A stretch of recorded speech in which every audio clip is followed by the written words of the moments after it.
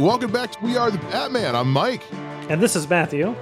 And we're here today to talk about Neil Gaiman's The Sandman, which has finally hit the streaming internet waves, as it were. So the project has been in development hell for a very long time.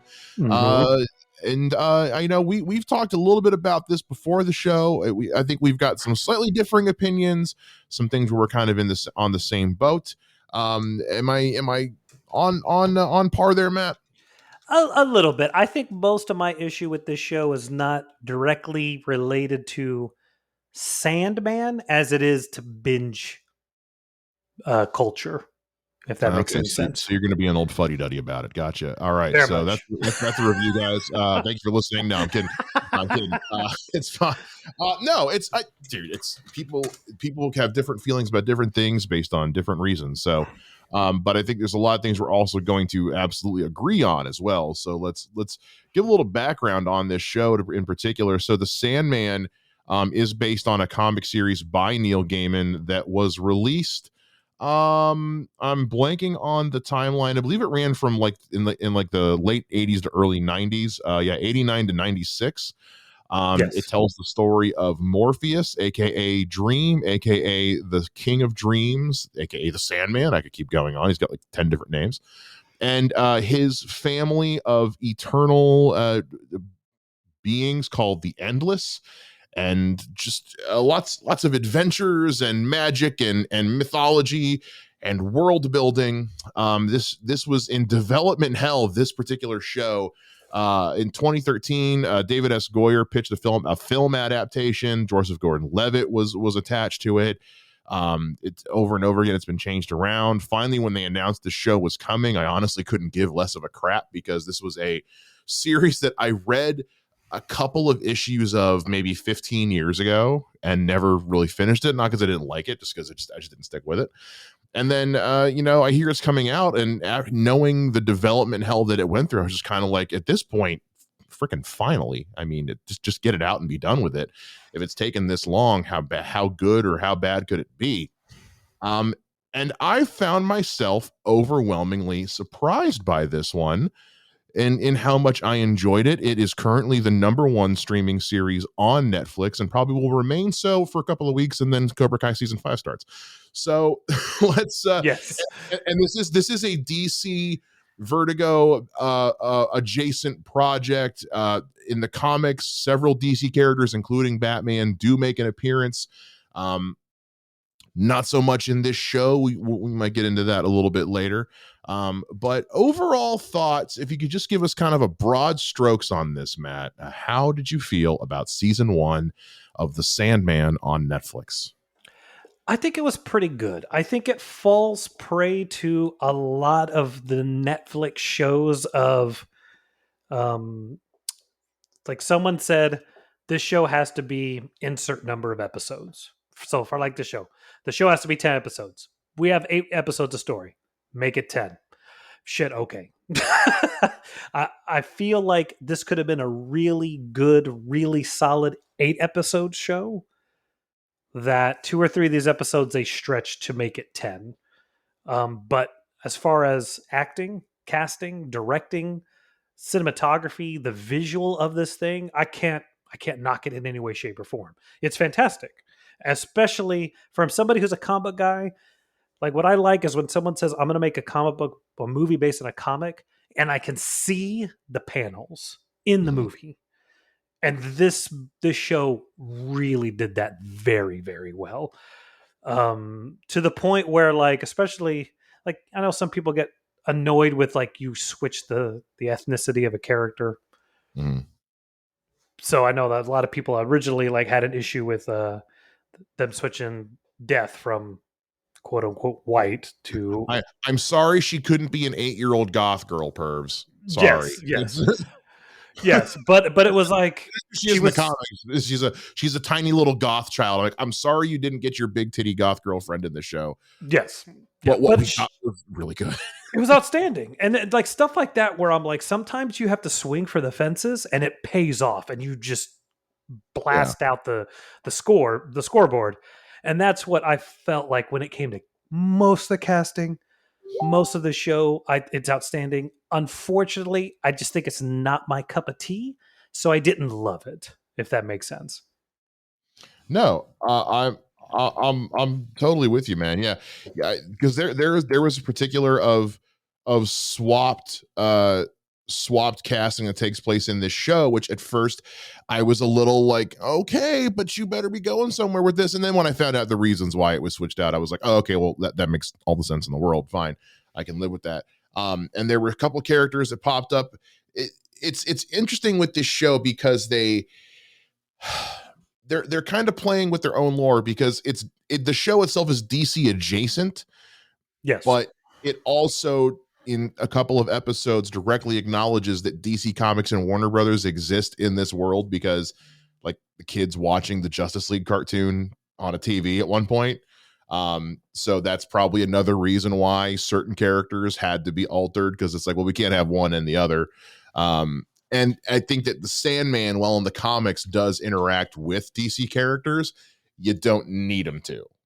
Like Yes. you can 100% tell all these stories and not use Batman and not use any other DC characters that show up. Um, so with that being said, I want to talk a little bit about like the production quality because I think that the two things where this show shines the most is a with the overall acting of the cast. I think the cast 99.9% nails it. The one that I kind of fault is a bit of an excuse is because I think he's like 10 years old. And child actors are cringeworthy at best most of the time. But also just the overall design of things and the use of CGI in the show, I think was really stellar because episode 2 is only 37 minutes long. It's the shortest one of the entire show, but it's also the most like CGI heavy episode. And I think that was actually really intelligent because they probably didn't have a huge budget for this show. And they were like, we're going to need a lot of money for the special effects on this episode. So let's just save as much of our special effects budget as we can and make this episode look really good. And I think the CGI in episode 2, particularly with the gargoyles, Gerving, for example, who I need a stuffy of right now, um, the CGI, you could have told me that was a real gargoyle and I would have believed you. I mean, Yes. it looked that good. Yes. It is again. They made the most of what they had money for across the board. And that's always, I always like that because you're right. Netflix has a lot of money to throw at a lot of things, but sometimes with some of these shows you can tell they're skimming, and sometimes people don't know how to stretch it. Looking at you, Netflix, Marvel. But no, I thought that was a very good decision to kind of, like you're saying, build your sets, use CGI when you can, and when use it sparingly, but do it to the best of your abilities. Yeah. And I think they nailed it in that. And like you said, that little gargoyle thing was amazing. Was it a Just car? great. Even the big one when the guy is sitting there petting the big one, it reminded me of how in the Harry Potter movies in the third one they had a CGI hippogriff and they also had a practical hippogriff for them to like sit on and pet. And I'm like, I guarantee they did some Jurassic Park Harry Potter level movie magic with using as much practical as they could so that they could go berserk with the CGI when they had to, and they did great. Some of the sweeping shots of the dream world were gorgeous. They look Mm-hmm.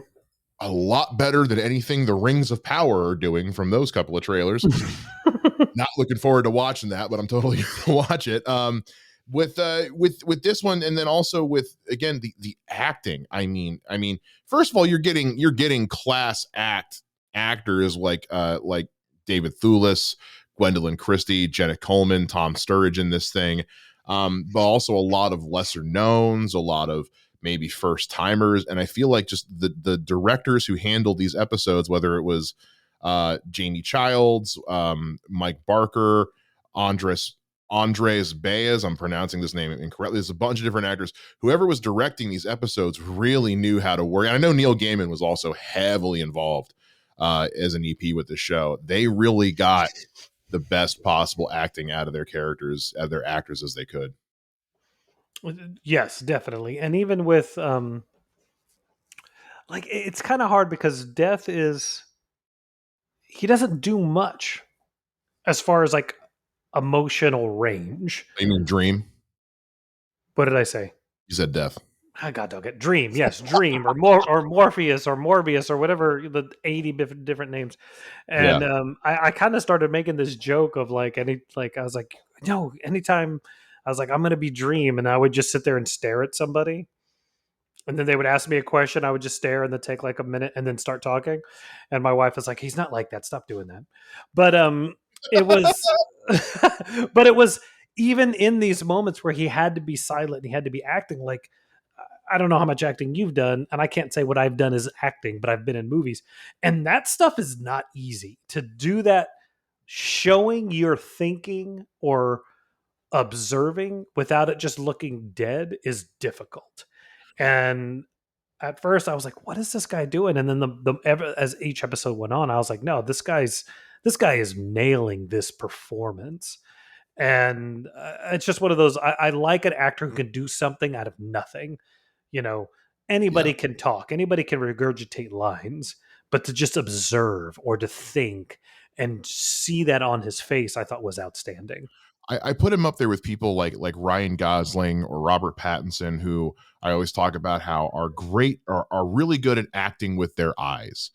You can, or even Millie Bobby Brown, to use an even more recent example, especially in the earlier seasons of Stranger Things. She has maybe two lines of dialogue that are like three words long in an episode, and but and Ryan Gosling and stuff like First Man or Blade Runner 2049, to convey everything you're thinking and feeling without saying a single word is something I hold in very high regard for an actor. And now, yeah, Tom Sturridge as Dream in this doesn't have to say a damn thing. And I know everything that's going through his head, his frustrations or his amusements or what have you.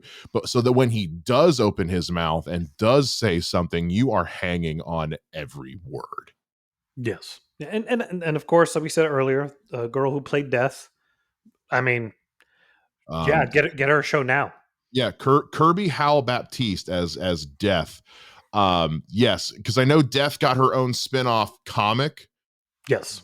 Give her a spin-off series. Like, let Yeah. her adapt the Death comics. That I think that episode might be my favorite of the season. Um, Yeah. between Yes. between the Death storyline and the Hob Gadling storyline of the guy who never dies in the same episode, that might be my favorite episode of the season. It definitely, most definitely. And I think the only true crime, I don't say only true, but one of the biggest crimes I feel like this show committed is, I think, not Destiny. What was his name? What was they name the villain Oh, that was only in Desire. Desire. Desire Yeah. should have been in every single episode. Oh, Every single episode. does not have a lot of screen time. I was enamored with Desire the moment they walked on screen. I was like, I need to know everything about this person now. Like, just now. Make the rest of the show about them. And I mean, again, this is the number one streaming show on Netflix right now. If this doesn't get a season two, I will be shooketh to my core, because I want to see more of Desire, and I want to see what crazy evil shit they have cooked up. Yes, yes, and just the fact that the plan was to knock up a human so that they would have a eventual descendant that would be a vortex, so Yeah. that Dream would kill the vortex and then cause this gigantic, universe shattering event is just one of those like that's a lot of thought. But you know what? That kind of elaborate planning is so quintessential Neil Gaiman, Alan Moore storytelling. Like Yes. that, like we the Hellblazer Dangerous Habits, the plan that John comes up with to pull a fast one on the devil to trick him into curing his cancer. It's like, that is some elaborate planning that even Batman would be like, dude, get a life. But it's so compelling. And yeah, like, I want to see what else Desire has cooked up, because this cannot be the end of the plan. No. I mean, and also it could be one of 8 plans because, that's about 8 seconds of work. And then after that, you just let that thing cook for however long. Let's Things.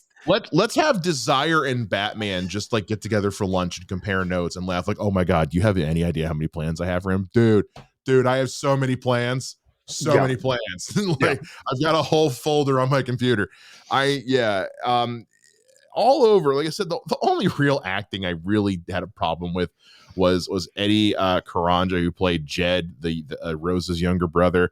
But again, we're talking about a 10-year-old, so child actors already. I'm just kind of like, but it's not their fault for being 10 and not having Yeah. a lot of depth. But which I think is because they don't use him a whole heck of a lot, which is fine. Yeah. Let's talk about aside from Tom Sturridge's dream, we've talked about Kirby Howell Baptiste's death, Mason Alexander Parker's desire. Were there any other characters that really jumped out at you as just when you're watching it, like, damn, they're good? You know, I really wanted to like the Corinthian. And I You think he didn't? he was he wasn't horrible, but I it just I'm trying to think about he did a really good job, but I felt like I'm trying to think about how to say this and not knock the dude too much. Like, did you just go like, I don't want to do another round of casting or another call? This guy's got it. This guy's got it enough that it works. I just kind of feel like there had to have been another actor that had a little more something, but at the same time, like I think that's a little nitpicky as far as that's concerned. But I thought I just needed he was at 8 or 9 and I needed 11, and that was my thing. I just kind of felt Okay. like it wasn't there enough. He had You some said nice moments. your problem wasn't that you thought he went overboard. You were like, you wanted him to go more overboard. I just wanted more charisma out of him to buy that people were instantaneously following him. So what I think this, and I said this about, I watched this movie X recently, and I kind of said the same thing about one of the actors in that, is he's giving me very strong, like, great value brand Matthew McConaughey vibes. Like, because this is Boyd Holbrook, who was one of the bad guys in Logan, and it almost felt like we want to get Matthew McConaughey as a comic book villain, but we can't afford Matthew McConaughey, so just do a Matthew McConaughey as a comic book villain impression. Um, which I think worked for me because the Corinthian, as considering that he's just supposed to be this hedonistic nightmare, Yeah. I think was fine for me because it's not a particularly deep character, at least not the way it was presented. Um, but I didn't need him to be. Yeah. I think this is one of those times like and some I think it might be like the writer in me at times is like I watch him in this show and I'm like the script said he's charming, so everybody thinks he's charming, and that's why they go along. It's not that he's actually charming. Does that make sense? It's the shades. It's got to be the shades. Some of it's the shades. I would have liked to see the mouth eyes more. I didn't need I needed to see it more than twice, but that's just me. So But I think that plays into the whole, like, look, we have just enough CGI to do this episode, guys. So like we can do one shot without the glasses, but then we got to pull it back. well, and it also makes me it kind of cracks me up because it makes me think of back when James Marsden was Cyclops in the original X-Men, and he had this interview where he was talking about how on the day he would be doing something and Brian Singer was like, can't you do it like you did yesterday? And he goes, oh, you mean like this? And he would take his sunglasses off and do the scene. And Brian Singer was like, okay. And it was because, like we were saying earlier, is you acting with your eyes as well. Well, if you're in sunglasses the whole time and you're not trying to be, Neo, it doesn't work. So he was talking about how that, yeah, there were several times that Brian Singer was like, I need you to do this. He's like, yeah, I am, but I'm wearing sunglasses. So That's a fair point to bring up. Yeah, because I mean, we do convey a lot of emotion with our eyes, and so when you take those away, you've really got to go the extra mile with everything else. That's actually a very good point. so that me what it is. But no, I as far as other performances, for the first 10 minutes of what's his name is Matthew the Raven. His name Oh, is Patton Oswalt. yeah. I was like, not Patton Oswalt again. But then, like as it went on, I was like, no, this is perfect. Yeah, it's the way I described it to a friend of mine was this is Patton Oswalt is there to be us. He's there Yeah, to be the audience. He's there to be that guy who hears what Dream's plan is and just goes, "Wait, that's what you all right. yeah, All right, fine." yeah, yeah. Sure, whatever. um yeah, he was just there to just be like, uh fine, god, dad, you're so embarrassing. So, yeah, but also I mean, Patton Oswalt's up there with like Kevin Smith as just being one of the kings of nerds. So Yes. I'm sure he were like, hey, do you want to be in this? And I'm sure he like said no before they finished asking him. Yeah. um which is fine. Also, I mean, Mark Hamill pops up at one point Yes. Yes. I as spent Mervyn about Pumpkinhead. yeah, I spent about 10 seconds going like, is that Mark Hamill or somebody doing a Mark Hamill impression? And then it was Yeah. like, why would somebody do a Mark Hamill impression? Why would you get someone to pretend to be Mark Hamill? If you just ask him, he'll probably say yes. Yeah. Like Mark Hamill doesn't strike me as the guy who turns down a lot of roles, particularly comic book roles, because he's such a geek. It's like, I bet if you ask him, he would do it for a steak dinner and a Charms blow pop. Like, I don't think you'd have to actually offer him any money. He would just do it. Yes. Yes. Definitely. um, Sidebar for after the show. Ask me a question about that. Oh, good Lord. Okay. A couple standout. We talked about episode 6 being kind of our favorite, just this very a lighthearted take on the concept of death and everything, the Hob Gadling story arc. The couple to two moment two three or three rather three characters in particular and their episodes I want to talk about. Go. To get the really depressing one out of the way. Let's talk about David Thewlis as John D and that absolute just need to take a shower inducing episode that was episode 5 in the diner. Because I when that episode was over, I was just like, I feel gross and I need to take a shower and I will never be clean again. Because good Lord. Yes, that is one of those episodes. There's been a couple movies I've watched in the past where I'm like, this movie is so good, but I'll never watch it again. Yeah. Just how it kind of got. You know what it made me think about was you're not really here, or we were never really here. The one with Joaquin Phoenix, Yeah. or it's like, no, this is intense. This is amazing filmmaking. I don't ever want to witness this again. And Yeah. so that was my thing with that particular one. We talked about some stuff that I kind of took issue with, um, which we don't really need to get into um, I mean, at length. speak your truth, man. I mean, Well, you're yeah, I don't want to go off of the super rant, but my thing is like, if the story's strong, we don't need to add sex every single time. And I think that Netflix is very bad about, and this is what I kind of said at the top, is like some of the problems I have with this show are not about this show. It's about what Netflix does with its content. And, to read the original, because I think watching the show, all it made me do is like, I need to read the comic and see if it's Netflixed or if this is what the comic is. And of course, as I read the comic, like, no, it's what Netflix does. And Netflix just seems to have this heavy handed, like, hey, let's put tons of sex that's not necessary, but we have to have it in the story.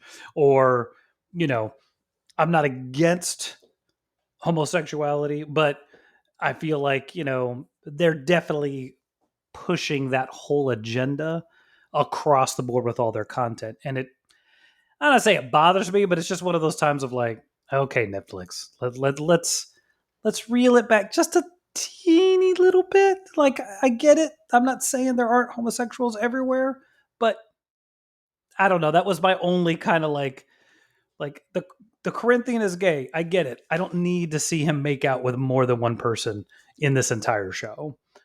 But that was kind of my weird thing about it. But like I said, they've done that with a lot of their cartoons. They've done that with a majority of the TV shows that they have. I think I said before, it's like like Longmire.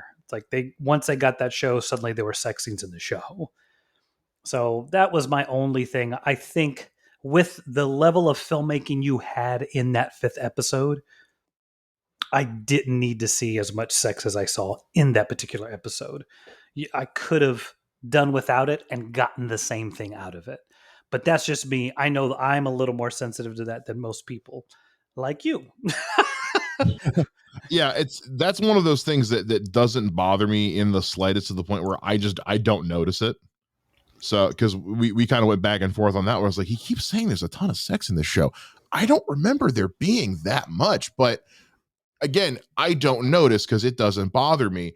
I think the reason they really played that card heavily with Corinthian goes back to what I said earlier, where he is such a hedonist. Like he's a nightmare. He Yeah. doesn't have a moral compass. He's gonna do what he wants when he wants, just to do it. Even if he doesn't really want to do it, he's going to do it just to do it. And so I think for him it was more of a, here's this person that I can tell is attracted to me, and so just because I can, I'm gonna. And I think it was just to kind of play into that idea that, like, he has been living it up for over 100 years on Earth, just doing whatever he wants. And so I think it plays into the character more than you think, but because that's also something that you're just not like an abundance of sexuality, of sexual activity or whatever being in a show or a movie is just kind of not your thing to begin with. I can see why it would be off-putting. Yeah, it was just, again, and I go to that whole like, it's not just this show. Like I can remember watching the theatrical cut of Daredevil and being like, BS, he would not bang her. He'd go save that person. And then to watch the Well, director's cut where he doesn't bang her and he goes to save that person. Like, see, I was right. They're wrong. you're talking about a comic book movie in the early 2000s. Those are the gold standard for how not to tell a story, my friend. But that diner episode is it's just, yeah. The next one I want to get to is, that's one of those I can't knock the filmmaking. Like, yeah, no, again, like as a filmmaker watching that and just going like, yeah, it is outstanding. You just get to the point where you're like, I don't want to watch this. I know it's happening. it's dark. It's excuse my language, but it is fucked up on every level. I'm glad I watched it. I enjoyed the film, the artisanship of it.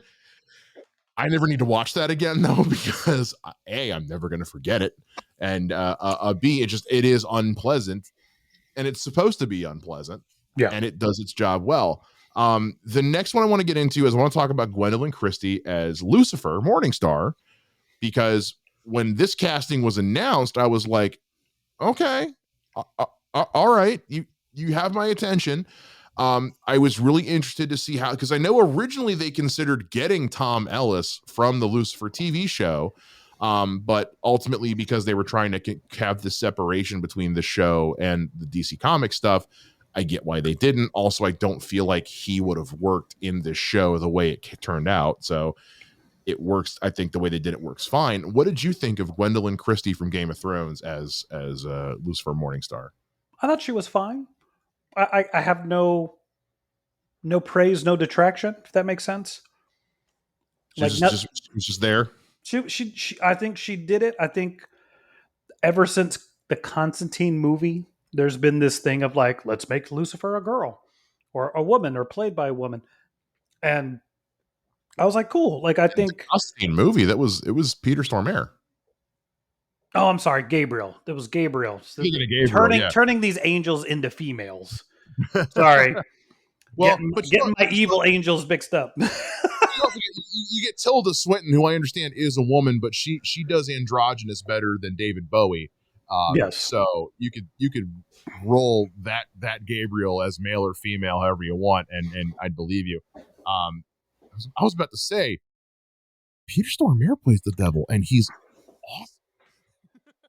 Dude, nobody's beaten Viggo Mortensen and the Prophecy as far as the devil's concerned. That's just my weird take. That's another podcast. But the thing about Lucifer's episode, I loved the battle of metaphors. Yes, the battle of metaphors, and I love that they had Gwendolyn Christie start with a direwolf, and I was like, You motherfucker. You did that on purpose. And you know what? You know what? Respect. You saw your opportunity. You shot your shot. Respect. Yeah, I think this is one of those times where I wish I had jumped on the show earlier because that whole thing was ruined for me through a meme. Oh no. And the meme was like the sickest burn this year, and it's him revealing his final card or his final thing. And I was Oh, like, God, and literally, I'm not even kidding. It was literally like the day before I watched the episode. And oh, I that was breaks like, my heart. I was just like, ah, because that was something from the comic I didn't remember because I don't think I read that particular issue because I've read I bits and didn't. pieces of it, but that was my only like, God. So once that started, I was like, I wish I didn't know how this ended. I really do. Oh, I hate that you had that spoiled for you. Yeah, that's only like three times that ever that Twitter has ruined something that bad, and I was just like, ah, Man, just, damn you, Twitter. yeah. Um, but now the last one I want to talk about, because this was one for me that had me kind of sitting on the edge of my seat, going, okay, show, impress me because you're playing with fire, and that was Jenna Coleman playing Joanna Constantine. Um, I want to hear your thoughts first because I think I have a little bit more to say about this than you do. But how did you feel about Jenna Coleman playing John Constantine and the episode she was in overall? I thought it was really cool. I like the thing I like about this episode is something that is so rare with protagonists of like that was really messed up what Dream did to him or did to her.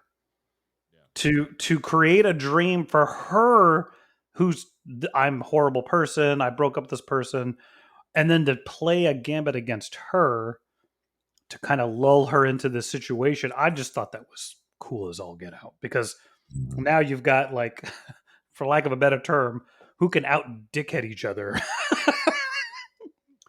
I and mean, yeah, and it was just like now you get I think that's a perfect setup to then come back to the other way of him calling Hobb his friend. oh, you're thinking of the death episode.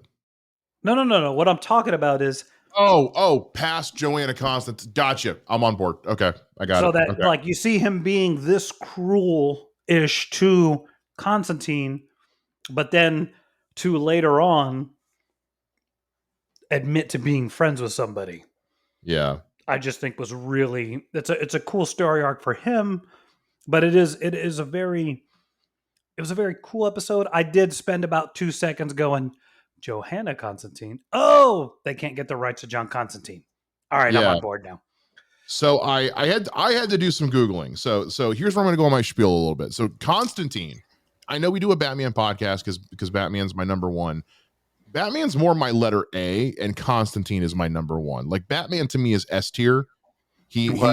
So whenever people say who my favorite comic book character is, I'm like, other than Batman, it's John Constantine. I am one of the people who I have the all four issues of the Trenchcoat Brigade. I have collected Hellblazer and Constantine comics and Justice League Dark all my life. I love this character. I think and so I'm very protective of this character. I really like the Keanu Reeves movie. I think it's very good. I think it gets a lot more hate than it deserves. I Correct. think Matt Ryan as live action John Constantine on the CW and NBC briefly was god tier casting. That is Patrick Stewart as Professor X. That is Robert Downey Jr. as Iron Man. That is Chris Evans as Captain America. Like, you could not have picked a better person to play this character. And I'm so glad that he has gotten to voice that character in several animated iterations, including a minute and a half cameo on the most recent episode of Harley Quinn. And it was fantastic. I love John Constantine. So when they said that, and yes, we are saying Constantine because we're Americans. That's how we say it in America.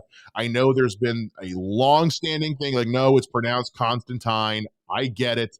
I've been saying it one way my entire life. I'm not about to change. I know I get it. It's fine.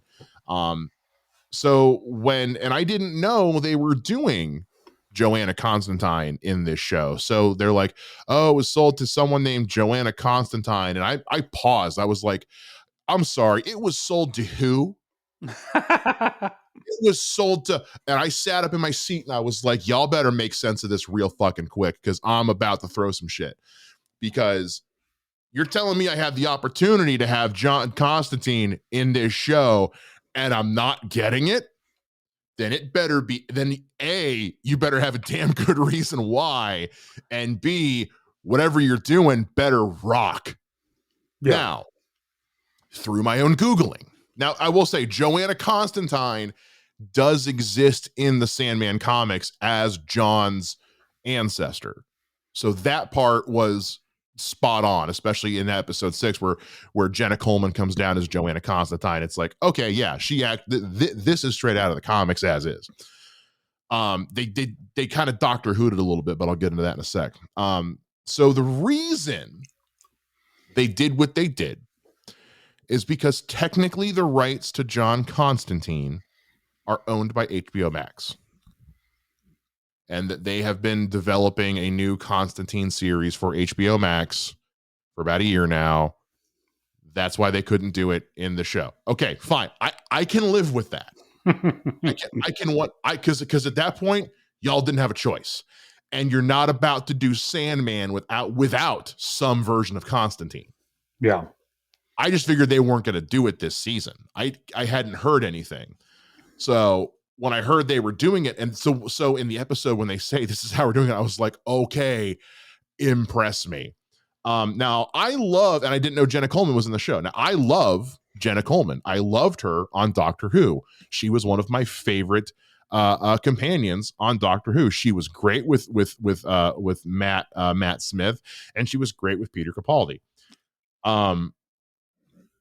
And what's funny about that is on Doctor Who, her character of Clara, all of her ancestors have all had the same name and have all looked identical. And that's basically what they did with Joanna Constantine on this show. And I was like, you know what? Similar to the Gwendolyn Christie Direwolf, you guys saw your opportunity and you shot your shot, and respect. I see what you did there. Damn it, if that's not good writing. Now, it's just John Constantine, but a woman. I will say that. Yes. The character, the background was, because as soon as she's like Astra, I was like, okay, so we're not even trying to make this a different character. This is the same character. Okay, that's fine. But, but Jenna Coleman's got to nail that John Constantine snark. She has got to be. Because John Constantine is famously a sassy bitch. So I need Jenna Coleman to like I know John Constantine does magic. His superpower is how much of a sassy bitch he is. Yeah. So I need Jenna Coleman to be such a sassy bitch that it's a superpower. And you know what, Matthew? She nailed it. Yes, definitely. They nailed this interpretation of Constantine, Joanna Constantine, so good that I'm actually really, really, really mad she wasn't in more episodes. Correct. Yes. I know that they were trying to be as faithful an adaptation as they could, so it made sense why she didn't come back. But god damn it, I loved what I got, and I want more. So to that, I will say, kudos to you, Netflix, The Sandman, because y'all managed to keep me on your side with this one, and that is an impressive feat in and of itself. Because this could have gone the way they did Constantine could have gone sideways so fast. Yes, very much so. Because like this is like, I'm glad Netflix is trying to do their own thing with this, and they've definitely got to separate everything from because I mean they technically own Lucifer. They could have easily gotten Tom Ellis and what's her name to come back as Mazikeen and all Yeah, of that. And I think it's good that they did. And I'm at the point now where if you do a procedural and streamline your episode count, give me a Johanna Constantine show. yeah, I'll follow her fighting demons. Hell, have her and Death team up for some inexplicable reason that will be explained in the pilot. And let's watch this show. yeah. I'm into it. That's And I know HBO Max is doing their own Constantine thing, and I will watch that too. The same way that I am more than willing to watch both a Robert Pattinson Batman and a Ben Affleck Batman. I am more than willing to watch both. I'm not an idiot. I can differentiate between the two. yeah. So if you give me a John Constantine Hellblazer on HBO Max and Joanna Constantine on Netflix, that just means more Constantine goodness for me. And that's not a bad thing. Yeah. Yeah, exactly. No, please. All the Constantine. That's fine. Just, yeah, I never don't need more of him in anything. Um, I am enamored with this show. We've been going on about it for 40 minutes now. I love this show. It's definitely in my top 3 favorite series of the year. Um, I think the Orville is still sitting at number 1 just because of what that did for me emotionally. This one I think is more of like, it was such a surprise how much I loved this show and how much it for something that I had basically no knowledge of going in other than just I knew that it existed. Um, man, this thing really it had a job to do, and damn it did the damn thing. Yeah. Yeah. It's good. It like I said, it's just not my cup of tea. I can't sit here and say I loved it, but I can say I could definitely appreciate what they did. If this was my thing, I'm sure I would have loved it as much as you did. Yeah, no, like I was doing a review of the show with someone else on another channel as well, and What? No. I'm a busy boy, and but and we were both agreeing like this is not for everyone. If you're already a Sandman fan, it's for you. If you're a general comic book fan, it's probably for you. If you're someone who likes your storytelling a lot more linear and a lot more to the point, it's probably isn't going to be your bag. Yeah. Because I'd say first 4 to 5 episodes are just establishing the world we live in. And it's not until the end of episode 5 and then going forward from there that we really get into what the show is meant to be about. Which, if anything, just evokes the comics even more because in the comics, Morpheus is a supporting role in his own series. Yeah. He kind of just exists in the corner he's standing in the corner talking to a plant at a party he's throwing in his own house. Is the best metaphor I can use here. And to take that and translate that as well as they did, not only does that story structure go in line with the comics, but it does a great job of letting us know the world we live in without having to kind of figure it out as we go, which is no, we're going to take our time. Here's the world. Okay, now you know the world we're in. Now let's do some stuff with these characters. Yeah. I think my biggest thing is I just feel like it could have been a little more concise. Like I think you could have knocked 1 or 2 because I think the last 3 or 4 episodes are basically one long story. And If memory serves correctly. I think part of the reason, because the last 4 episodes are the main meat of what's going on with everything. I think the reason they did it like that is because, like I mentioned earlier, like they had a very limited budget with this thing. You can tell because episode 2 is such an effects heavy episode, and they used every dime of that. Like again, I don't know who handled the check writing on this show, but good for you for knowing when to write the checks because yeah. Like the who if there was an Emmy for best budgeting on a show, you would get it. Because that episode is only 37 minutes long. Yeah. So I feel like part of the reason why they did it in 10 when it could have been 8 was because because episode 2 isn't really there to further any kind of plot, it's just there to answer a few more questions about the world we live in and set up the plot. Episode 2 is there to set up what the plot's going to be. So I think that's part of the reason why, is because like, again, this was originally supposed to be a movie, Yes. which I don't think this would have worked as a movie, personally. Uh, I I don't know. I don't know if you could have told this story in not a the two. entire thing.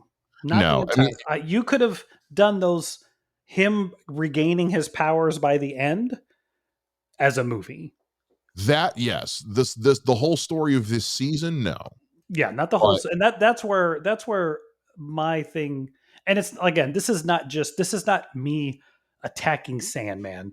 This is me attacking Netflix or binge kind of stuff of like, because it's even Disney Plus has done it with some of their Marvel things of like, I would have liked to have seen Sam Wilson become Captain America in a movie, a really cool, concise 2.5 hour movie, 6 hours of content.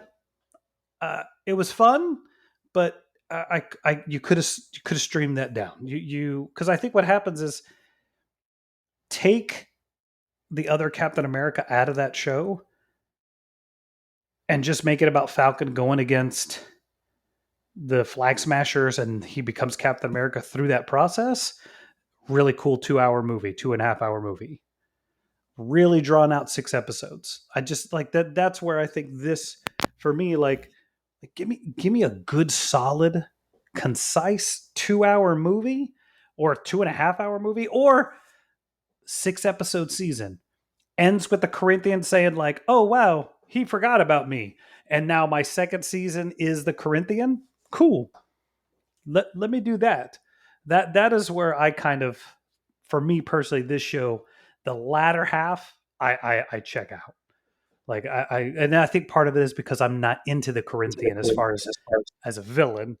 So I just get to the point where I'm like, yeah, oh man, all 4 of these episodes are an hour long. well, and I think that's I think that's also a thing. Like I mentioned this when we were reviewing, not us, but the other channel I'm on. We were talking Yeah. about Jurassic World Dominion, which is the biggest problem a lot of people had with Jurassic World Fallen Kingdom was the stuff with Maisie and her being a clone, and everyone's like, that's too weird even for Jurassic Park. But Jurassic World Dominion, like, that is the crux of the plot. And so if you're not on board with that going in, you're not going to be on board with the movie. And so with this show, yeah, if you're not on board with the Corinthian, you're not going to be on board with the last 4 episodes of the season. Yeah. And I think And that's where that's my camp. which, again, not everything is going to be for everybody. And yeah, like I said, it did I loved it. But if you're someone like Matt, if it's not your bag, if you're not on board with it, then you're not going to like the last chunk of the episodes, because they're kind of all about him. So and honestly, what I would say is this: that doesn't mean the show sucks. yeah, Like I think there's this weird thing nowadays of like, I didn't like that movie, so it sucks. No, oh, it just I means you agree. didn't like that movie, or the movie wasn't for you. You Yeah, know? there's a difference between saying you don't like something and something being bad. And in today's culture, I do feel like that's the thing where everyone equates their own feelings with reality. I don't like this thing, therefore it's bad. Look, I don't like pickles. I am famously on board of this. I make no bones about it. I think pickles are one of the worst food items to exist on the face of the earth. That doesn't mean they're disgusting. They just don't click with my taste buds. Yeah. So entertainment's the same way. It's not necessarily objective. And so there are certain things that aren't going to click with a person's taste. That's why I said earlier, like, if you like a more straightforward, direct, linear form of storytelling, this probably won't be your thing. There's time jumps, there's ethereal, cerebral moments, there's stuff that's so metaphorical, it might take you a second to understand what's going on. If that's not your thing, don't watch the show. Or like with the Batman, if you don't like long procedural mystery detective stories and you just want a superhero action flick, don't watch the Batman. It's Yeah. not going to be your thing. And so yeah, with this, but it's like you said, just because it's not your thing doesn't mean that it's bad. And you have gone on the record several times on this show complimenting it for its production, for the acting, for the casting. There is a lot of good in this show, but yes, there are certain elements of the storytelling that if you're not on with it, you're not going to enjoy yourself. Yeah. And as dumb as it sounds, they do a second season. I'll probably watch it. Yeah. I won't watch it with my wife, but I'll probably No, watch it. no, no. I almost wonder if you would have enjoyed it more if you'd watched this on your own. Because I know this kind of thing. I know this kind of show really is not her thing. Not at all. Not even a little bit. So I almost wonder if you'd watched it on your own, if you would have felt the same way. Like, not that I'm saying your wife controls how you feel, because we all know we know she obviously does. That's part of being married. But you sacrifice your opinions for each other. I'm kidding, of course. But I do. But it's kind of like when you watch a comedy. If you watch it by yourself, you know it's funny, but you might not laugh out loud.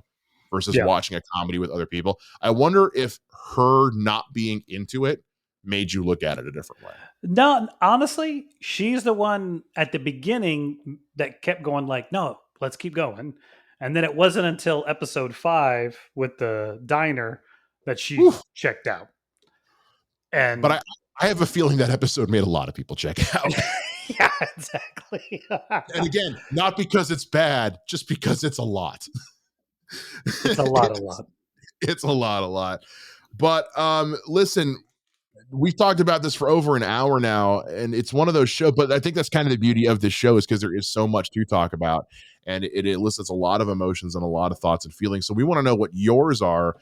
You guys can let us know what you think by hitting us up on Twitter. The Twitter for the show is @WeAreTheBatman. You can also go into the description of this episode, and I've done a new thing where I've created a link to a Google form. It's going to be on every episode going forward.